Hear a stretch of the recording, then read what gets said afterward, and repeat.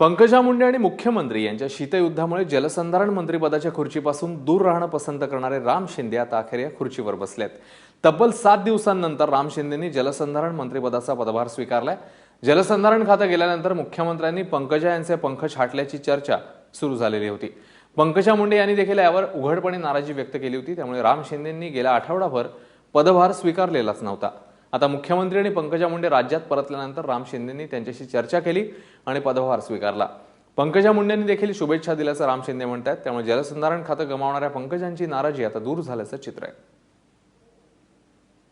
शपथ घेतल्याबरोबर मतदारसंघामध्ये जलसंधारण मंत्री म्हणूनच गेलो, जलसंधारण मंत्री म्हणूनच बैठका घेतल्या आणि दरम्यानच्या कालखंडामध्ये जे काही परिस्थिती उद्भवली तर त्या संदर्भामध्ये मी भारतीय जनता पार्टीचे प्रदेशाध्यक्ष खासदार रावसाहेब पाटील दानवे यांच्याशी चर्चा केल्याच्या नंतर मतदारसंघामध्ये सर्व कार्यक्रम आटपून आज राज्याचे मुख्यमंत्री महोदय आणि पंकजाताई दोघंही मुंबईमध्ये येणार आहेत आणि त्यांनी सांगितलं की या संदर्भामध्ये माझ्या संदर्भामध्ये कुठली कॉन्ट्रोवर्सी होऊ नये आणि म्हणून मी खबरदारीचा उपाय म्हणून थोडं अलिप्त राहून त्या संदर्भामध्ये आज मी मंत्रालयात पोहोचलोय।